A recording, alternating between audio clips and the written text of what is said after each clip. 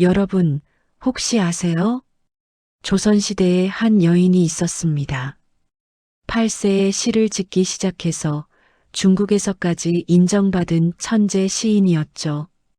그런데 그녀는 27세에 세상을 떠났습니다. 스스로 목숨을 끊었다는 말도 있습니다. 왜일까요?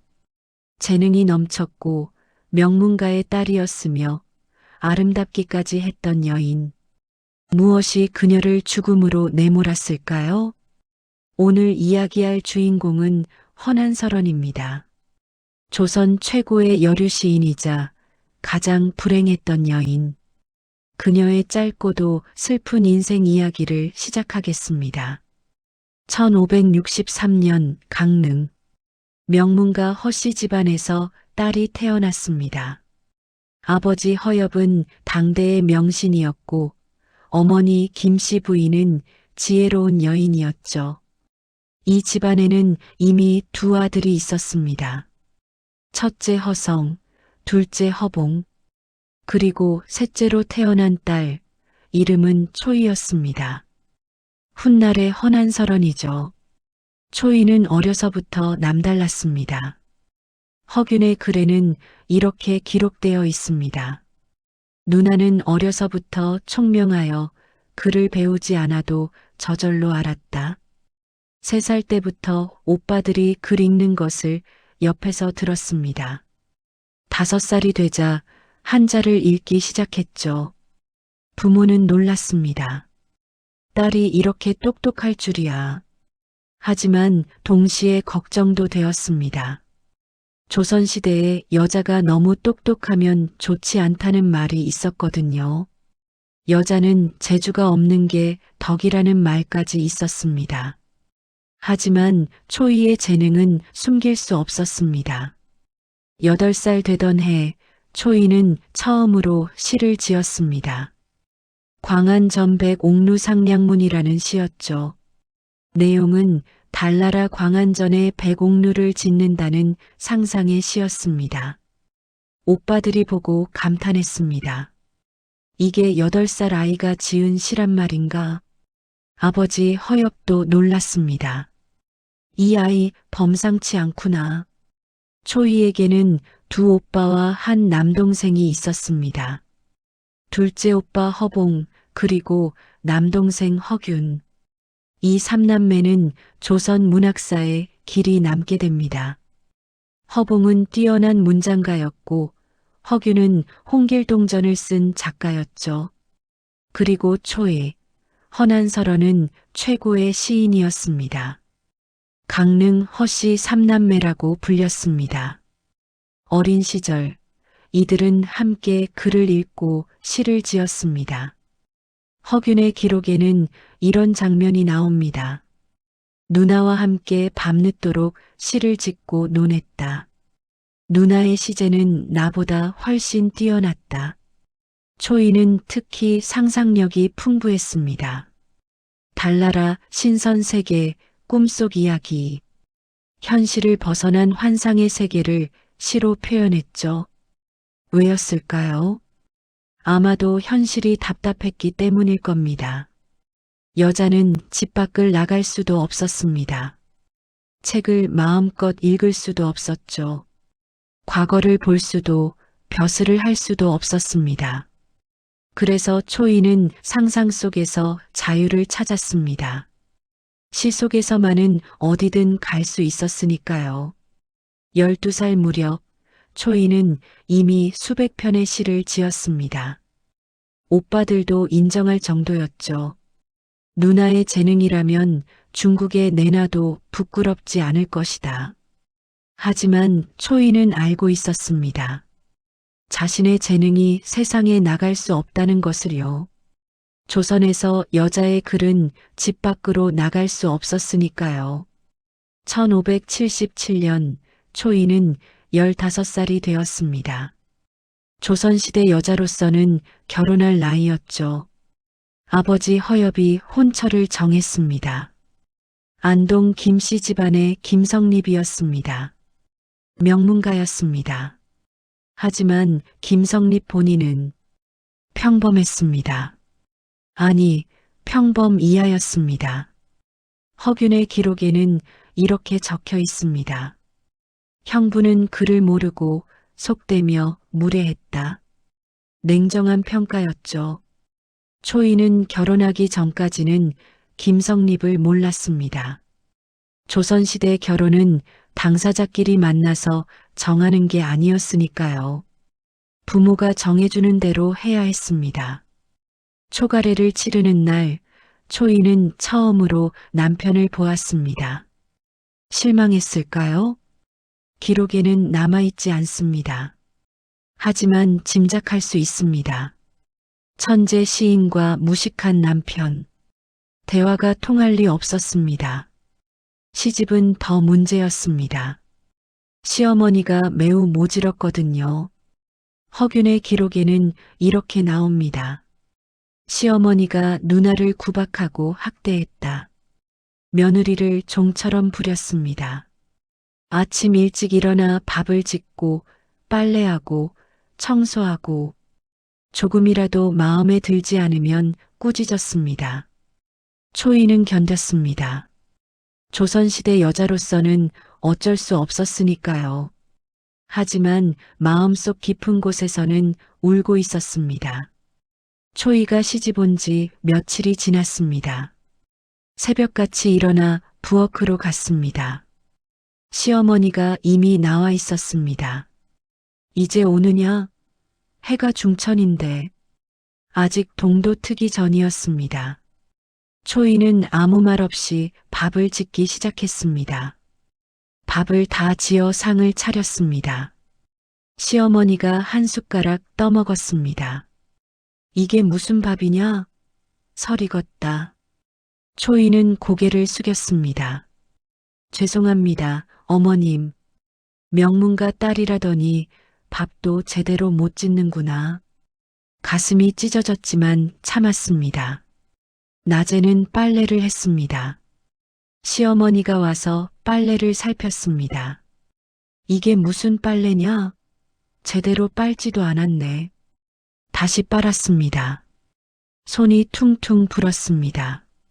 저녁에는 바느질을 했습니다. 시어머니가 옆에서 지켜봤습니다. 바늘땀이 고르지 않다. 다시 해라. 밤늦도록 바느질을 했습니다. 눈이 침침했습니다. 어느 날은 이런 일도 있었습니다. 초이가 잠깐 쉬려고 앉아 있었습니다. 시어머니가 들어왔습니다. 쉴 시간이 어디 있느냐? 할 일이 태산인데. 죄송합니다, 어머님. 명문가 딸이라고 거들먹거리더니 일은 못하는구나. 초이는 참았습니다. 하지만 가슴속에서는 울음이 터져 나왔습니다. 밤이 되면 몰래 시를 썼습니다. 모두가 잠든 깊은 밤 작은 촛불을 켜고 시 속에서만은 자유로웠습니다. 하지만 어느 날 들켰습니다. 시어머니가 방문을 벌컥 열었습니다. 밤에 촛불을 켜고 뭐 하는 거냐? 시를 쓰고 있었습니다. 시를 써서 밥이 나오느냐? 옷이 나오느냐? 시어머니는 초이가 쓴 시를 빼앗았습니다. 이런 쓸데없는 짓 하지 마라. 집안일이나 제대로 해라. 종이를 구겨서 던져버렸습니다. 초이는 그날 밤 많이 울었습니다. 시마저 빼앗기면 무엇으로 살아갈까? 며칠 후 친정 동생 허균이 찾아왔습니다. 초이를 보자 허균은 놀랐습니다. 누나, 많이 야위셨네요. 괜찮다, 균아. 시집살이가 많이 힘드신가 봐요. 초이는 웃으려 했지만 눈물이 났습니다. 참을 만하다. 하지만 허균은 알았습니다. 누나가 얼마나 힘들어하는지를요. 허균이 돌아간 후 초이는 다시 혼자가 되었습니다. 시어머니의 구박은 계속되었습니다. 저녁 반찬이 이게 뭐냐? 방 청소가 제대로 안 됐다. 손님 접대가 형편없다. 끊임없는 잔소리와 구박. 초이는 점점 지쳐갔습니다. 결혼 생활은 고통의 연속이었습니다. 남편 김성립은 아내를 이해하지 못했습니다. 여자가 무슨 시를 쓰느냐? 집안일이나 잘해라. 초이가 시를 쓰는 것을 못마땅해 했죠. 심지어 초이가 쓴 시를 찢어버린 적도 있었습니다. 허난설원 시집 서문에는 이런 기록이 있습니다. 시를 지으면 남편이 찢어버렸다. 그래서 밤에 몰래 썼다. 시어머니는 더 심했습니다. 시 쓸 시간에 바느질이나 해라. 내 재주가 뭐가 대단하다고 그러느냐. 구박과 멸시가 계속되었습니다. 초이는 밤에만 시를 쓸 수 있었습니다. 모두가 잠든 깊은 밤, 홀로 촛불을 켜고 시를 썼습니다. 그때만은 자유로웠습니다. 초이의 시에는 한이 가득했습니다. 몽유강 상산시에는 이런 구절이 나옵니다. 꿈속에서 광상산 신선세계에 갔다. 그곳은 자유로웠다. 현실로 돌아오니 슬프다. 현실 도피였습니다. 시 속에서만은 신선이 될 수 있었고 자유로울 수 있었으니까요. 또 다른 시 규원에는 이렇게 쓰여 있습니다. 규방에 갇힌 여인의 한 누가 알아주랴. 깊은 슬픔이 배어있는 시였습니다.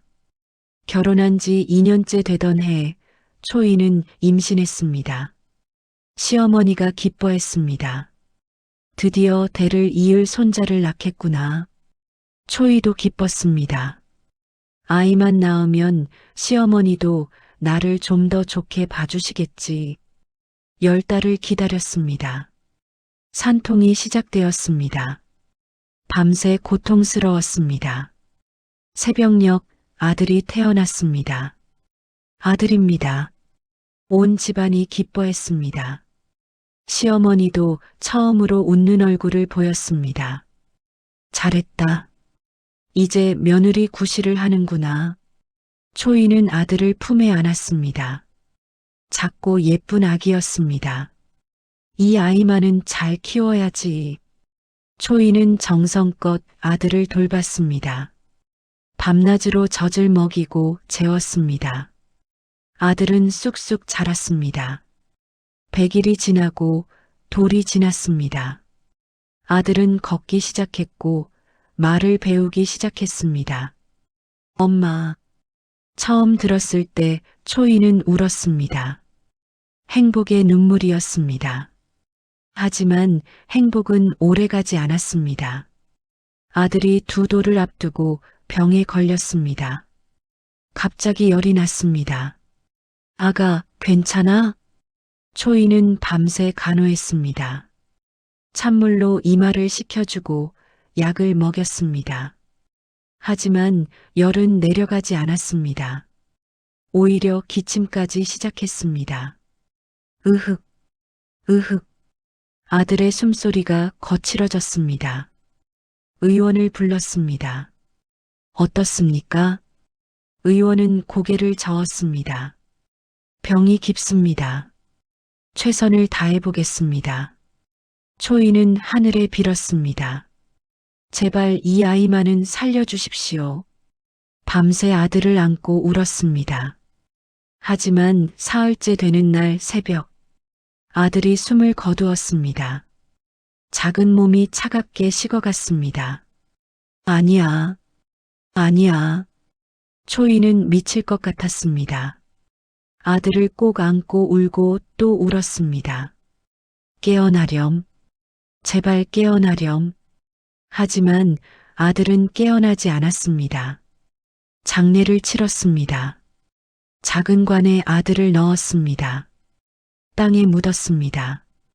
초이는 그날 이후 넋이 나간 사람처럼 지냈습니다.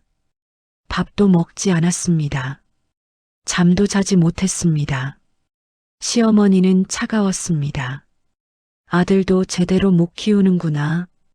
초이의 가슴에 비수가 꽂혔습니다. 1년이 지났습니다. 초이는 다시 임신했습니다. 이번에는 제발 아이가 살기를 바랐습니다. 10달 후 또 아들을 낳았습니다. 둘째 아들이었습니다. 이번에는 꼭 잘 키워야 해. 초이는 더욱 조심했습니다. 아이가 조금만 기침을 해도 걱정했습니다. 밤에는 자다가도 몇 번씩 일어나 아이를 확인했습니다. 아들은 건강하게 자랐습니다. 100일 도를 무사히 넘겼습니다. 초이는 조금 안심했습니다. 이번에는 괜찮을 거야. 하지만 아들이 3살 되던 해봄, 또다시 병이 찾아왔습니다. 홍역이었습니다. 온몸에 발진이 돋았고 고열이 났습니다. 초이는 또 밤새 간호했습니다. 제발, 제발. 하지만 이번에도 소용없었습니다. 열흘을 버티던 아들이 세상을 떠났습니다. 초이는 정신이 나갔습니다. 왜 또 두 아들을 모두 잃었습니다. 하늘이 원망스러웠습니다. 내가 무슨 죄를 지었기에. 시어머니는 더 차가워졌습니다. 아들 복이 없는 여자로구나. 그 말이 초이의 가슴을 도려냈습니다. 2년 후 초이는 딸을 낳았습니다. 이번에는 딸이었습니다. 시어머니는 실망했습니다. 딸이라니. 하지만 초이는 딸을 사랑했습니다. 괜찮아. 딸이라도 좋아. 딸을 정성껏 키웠습니다. 딸은 예쁘게 자랐습니다. 두 돌이 되었을 때 말을 잘했습니다. 엄마 사랑해요. 초이는 딸을 안았습니다. 엄마도 사랑한다. 우리 딸. 하지만 또다시 비극이 찾아왔습니다. 딸이 5살 되던 해 병에 걸렸습니다. 이번에는 열병이었습니다. 초이는 미쳐 날뛰었습니다. 안 돼. 이번에는 안 돼. 의원을 여러 불렀습니다. 무당을 불러 굿도 했습니다. 하지만 모두 소용없었습니다. 딸도 세상을 떠났습니다. 초이는 완전히 무너졌습니다. 세 자식을 모두 잃었습니다. 더 이상 살고 싶지 않았습니다. 자식을 잃은 슬픔도 채 가시기 전에 또 다른 고통이 찾아왔습니다. 남편 김성립이 외도를 한 겁니다. 첩을 들였습니다. 허균의 기록에는 이렇게 적혀 있습니다. 형부가 첩을 얻어 누나를 박대했다. 초이는 절망했습니다. 자식도 없는데 이제 남편마저 등을 돌렸습니다. 더 이상 버틸 이유가 없었습니다. 초이는 점점 병들어갔습니다. 몸도 약해졌지만 마음이 더 병들었습니다. 우울증이었을 겁니다. 요즘 말로 하면 심각한 우울증과 트라우마였죠. 밥을 먹지 않았습니다. 잠도 제대로 자지 못했습니다. 그저 시만 썼습니다. 밤낮으로 시를 쓰며 한을 달랬습니다. 초이의 시 중에는 이런 구절이 있습니다. 이 세상에 태어난 것이 한스럽다. 여자로 태어난 것이 더 한스럽다. 깊은 절망이 배어있는 시였습니다. 초이는 생각했습니다. 만약 내가 남자로 태어났다면 과거를 보고 벼슬을 하고 세상에 이름을 남길 수 있었을 텐데. 하지만 여자였습니다. 조선시대 여자는 아무것도 할 수 없었습니다. 아무리 재능이 뛰어나도 소용없었죠. 집안에 갇혀 살아야 했습니다. 남편과 시부모를 섬겨야 했습니다. 자식을 낳고 키우는 것이 전부였습니다. 그것마저 실패하면 쓸모없는 여자 취급을 받았습니다. 초이가 바로 그런 상황이었습니다. 자식도 다 죽고 남편에게도 버림받았습니다. 시어머니는 계속 구박했습니다. 자식도 제대로 못 키우는 주제에 시집 와서 뭐 하나 제대로 한 게 있느냐. 초이는 답답했습니다. 규언이라는 시에 이렇게 썼습니다. 규방은 감옥이다. 여자의 인생은 죄수의 인생이다. 절규였습니다. 하지만 아무도 들어주지 않았습니다. 조선 사회는 여자의 목소리에 귀 기울이지 않았으니까요. 아이러니했습니다. 초이는 조선 최고의 시인이었습니다. 오빠 허균도 인정했고 허봉도 칭찬했습니다. 중국 사신들도 초이의 시를 읽고 감탄했습니다. 하지만 정작 초의 자신은 아무 인정도 받지 못했습니다. 왜일까요? 여자였기 때문입니다. 조선시대에는 여자가 글을 쓰는 것 자체가 금기였습니다. 여자가 글을 쓰면 집안이 망한다는 미신도 있었죠. 그래서 초이의 시는 세상에 나갈 수 없었습니다. 출판도 할 수 없었고 이름을 걸 수도 없었습니다. 초이는 생전에 단 한 번도 자신의 시집을 보지 못했습니다. 재능은 있는데 펼칠 곳이 없었습니다. 꽃은 피었는데 아무도 보지 못하는 것과 같았습니다. 초이는 점점 더 깊은 절망에 빠졌습니다. 내 재능이 무슨 소용인가? 아무도 알아주지 않는데. 시를 쓸수록 더 슬펐습니다. 시 속에서만 자유로웠지만 시를 쓰고 나면 더 슬픈 현실이 기다렸으니까요. 1589년 초이는 27살이었습니다. 병이 깊어졌습니다. 몸도 약했지만 마음이 더 약했습니다. 살고 싶은 의지가 없었습니다. 허균의 기록에는 이렇게 적혀 있습니다. 누나는 삶을 포기한 듯했다. 약도 먹지 않고 밥도 먹지 않았다. 천천히 죽어가고 있었습니다. 어느 날 초이는 동생 허균을 불렀습니다. 내가 쓴 시들을 모아두었다. 내가 죽으면 이것들을 잘 보관해다오. 허균은 울었습니다. 누나, 그런 말씀 마세요. 하지만 초이는 알고 있었습니다. 자신이 곧 죽을 것을요.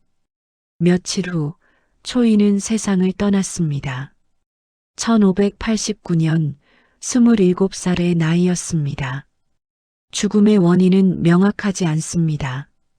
병사라고도 하고 스스로 목숨을 끊었다고도 합니다. 아마도 후자일 가능성이 높습니다. 삶의 의지를 잃은 사람은 서서히 죽어가니까요. 초이의 장래는 초라했습니다. 자식도 없고 남편에게도 사랑받지 못한 여자의 장래였으니까요. 하지만 오빠와 동생은 슬퍼했습니다. 특히 허균은 몹시 슬퍼했습니다. 누나 같은 천재가 이렇게 불행하게 죽다니. 초이가 죽은 후 동생 허균이 움직였습니다. 누나가 남긴 시들을 정리했습니다. 수백 편이 넘었습니다. 허균은 이것을 책으로 엮었습니다. 난설원 집이라고 이름 붙였습니다. 난설원, 눈 속의 난초라는 뜻이었습니다. 추운 겨울에도 꽃을 피우는 난초처럼 고난 속에서도 시를 쓴 누나를 기리는 이름이었죠. 허균은 이 시집을 중국에 보냈습니다. 중국 문인들에게 누나의 시를 알리고 싶었습니다. 반응은 폭발적이었습니다. 중국의 유명한 문인들이 감탄했습니다. 조선에 이런 뛰어난 시인이 있었다니, 여자로서 이런 시를 쓰다니 놀랍다. 허난설원의 시는 중국에서 베스트셀러가 되었습니다. 여러 차례 출판되었고 많은 사람들이 읽었습니다. 조선보다 중국에서 먼저 유명해진 겁니다. 아이러니했습니다. 생전에는 아무도 알아주지 않았는데 죽은 후에야 명성을 얻었습니다. 그것도 조선이 아니라 중국에서요. 허난설원이 세상을 떠난 지 400년이 넘었습니다. 지금도 그녀의 시는 읽힙니다. 강릉에는 허난설원 기념관이 있고 허난설원 시문학상도 제정되었습니다. 생전에는 인정받지 못했지만 이제는 조선 최고의 여류 시인으로 기억됩니다. 허난설원의 이야기는 한 여인의 비극이 아니라 조선시대 수많은 여성들의 이야기입니다. 재능이 있어도 펼칠 수 없었던 여자들, 목소리가 있어도 들려줄 수 없었던 여자들. 허난설원의 시는 그들 모두의 외침입니다. 재능에는 성별이 없다. 기회는 평등해야 한다. 허난설원의 시 한 구절로 마무리하겠습니다. 달빛 아래 홀로 앉아 시를 쓴다. 이 세상에 나를 알아줄 사람 누구인가? 다만 훗날 누군가 내 시를 읽고 내 마음을 이해해 주기를 바랄 뿐. 400년이 지난 지금 우리가 그 누군가입니다. 허난설원, 우리가 기억하겠습니다. 긴 이야기 들어주셔서 감사합니다.